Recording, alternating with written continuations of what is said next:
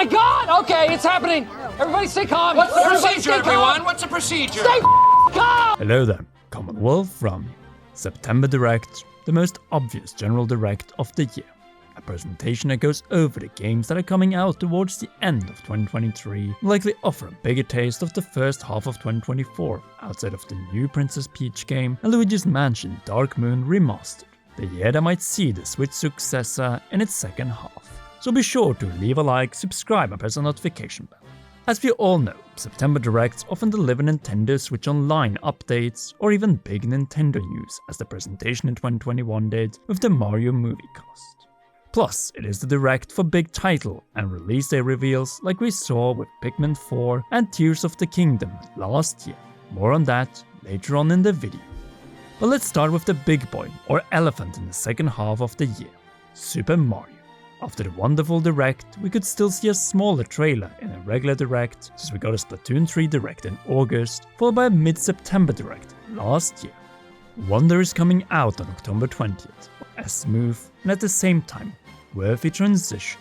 October is also packed with Detective Pikachu returns on October 6th, Sonic Superstars, which I played at Gamescom coming out on October 17th, plus two big third-party collections. The Batman Arkham Collection and the Metal Gear Collection. While I'm in Japan, we have WarioWare Move, but also Fashion Dreamer out November 3rd, and Super Mario RPG Remake on November 17th. The same goes with the final Mario Kart 8 Deluxe DLC, Wave 6, which after Wave 5 in July is likely to come out at the end of November. Hence, first or final announcements for these are likely in a September Direct. Last confirmed for 2023, we have the Indigo Disc DLC 2 of Scarlet and Violet, coming winter 2023, so in late December, or after I'm back from Japan. Needless to say, Nintendo is set to dominate the holiday sales. But even then, there are three unknowns. The paid Splatoon 3 story expansion Side Order comes to mind. No trailer or release window so far. At this point, it could be anything from this September to the first half of 2024 for the story DLC, at least that's what I think. Splatoon 3 came out last year, right before the previous September Direct, so who knows, come the end of the month we could have it. Or it might be placed later, as this has the potential of surpassing the size of Splatoon 2's Octo expansion. If the latter is the case, then it might come in 2024. The same can be said for two other predictions for this presentation. The first is Metroid Prime 4, a game we haven't seen outside of the E3 2017 Nebula and the development restart by Retro Studios' announcement with the same placeholder logo in January 2019. This Direct might be the moment where we finally get what we desire. Proper teaser of the first new 3D first-person Metroid in over 15 years. And this might very well be the only big 2024 title Nintendo is willing to talk about. Emphasis on willing, since it also depends on the successor system. Let's not forget, the Switch will turn 7 years old this upcoming March, and the release of the successor might be slightly over 12 months away from the upload of this video. Yes, come late October, and we will be entering the transition to the next-gen Nintendo system. It is either this Direct, or a 2024 Direct, depending on what is the plan for Metroid Prime 4 and the Switch successor. In the meanwhile, they might pull Metroid Prime 2 or 3 remastered. For the story of 4, 3 is probably the best fit, though the motion controls might be an issue to overcome. Alternatively, Nintendo could pull a Breath of the Wild, begin marketing Metroid Prime 4 first on the Switch, say now in September as it has been promised to release on the system, but then in 2024 announce that the game is also coming to the successor system on the same day. The consequence being that as we get to 2024, Nintendo moves all attention to the ultimate version of the game for the new system after this one has been revealed, just like we saw with Breath of the Wild for the Nintendo Switch from October 2016. Speaking of Zelda, we're getting two brand new amiibo of two key characters to the story of Tears of the Kingdom this holiday, Princess Zelda and Ganondorf. But is it in November or December? With Tears of the Kingdom out this year, we will not see a brand new open-air Zelda until around 2029, rather late in the life cycle of the next system, and a title that will have little to no impact on securing the Switch 2's initial success.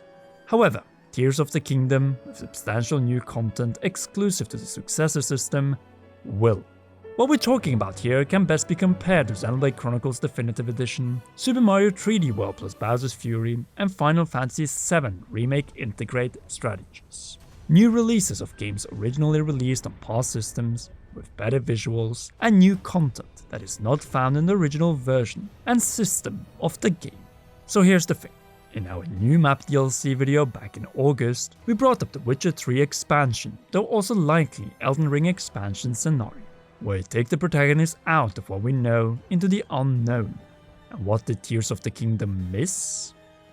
New outdoor territories, not caves, wells, or removed hazards to explore on the surface. Rather a brand new map in a paid expansion. There's only one problem. Developing expansions of this scale takes 1 year or longer to drop from the initial release. In Zelda's case, it will be no different, and by the time we reach the 1 year mark for Tears, we're probably 6 months away from a new system. In other words, I think Nintendo has made a rather strict decision to secure its future system. The same could also be the case for Pikmin 4, but since this is a smaller seller compared to Zelda, regular DLC on the Switch is more likely. As previously mentioned, we're getting into a territory of system transition, and none of the games are more impacted by said system succession than Metroid and potentially Zelda. But why? Since both are franchises where new 3D installments take 5+ years to develop, and where we're unlikely to see new 3D games outside the ones out or announced until the end of this decade. But it could also open another opportunity, namely Wind Waker HD and Twilight Princess HD, finally coming to the Switch in its final year of exclusives. Wait, this year, 2023? If there are no Tears of the Kingdom DLC announcements, it is possible.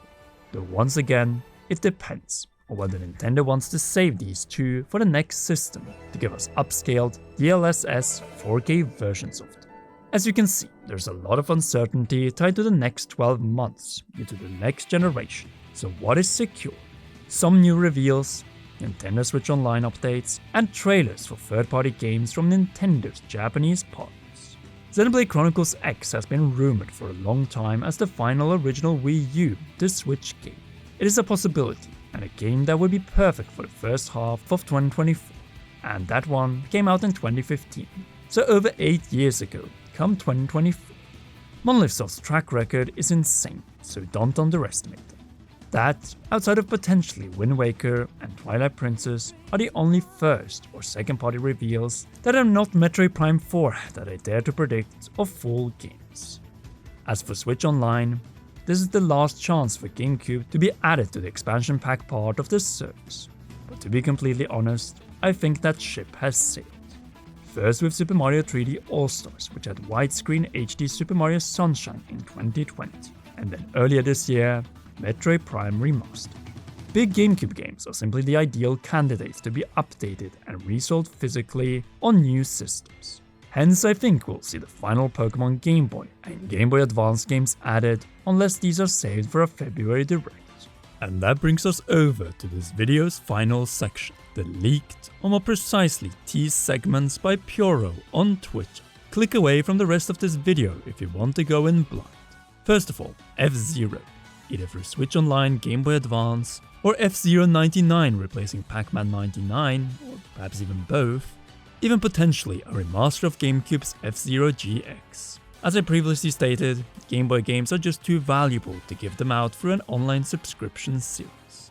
Then you had this Donkey Kong GIF, hinting that gaming's most iconic ape might get a new title, just for Pyoro to later reveal that it was a new Mario vs Donkey Kong game, and that the GIF was posted just to lure out fake leakers. Power moves right there. Oh, and he also is hinting towards the DS and Wii remake coming to the Switch. We will know very soon if Pyoro is as accurate as he was with the Super Mario RPG remake and Super Mario Bros. Wonders leaks before they were revealed back in June. But what do you think can be shown? Write your predictions in the comments down below. If you haven't already, then be sure to leave a like, subscribe and press the notification bell to not miss any of our upcoming Nintendo and Zelda videos. Last but not least, a big thanks to you for watching, to all our patreon.com/Comeron patrons, and in particular, royal producer Charles Shesh. You rock, and please enjoy 1, or both of these two awesome videos.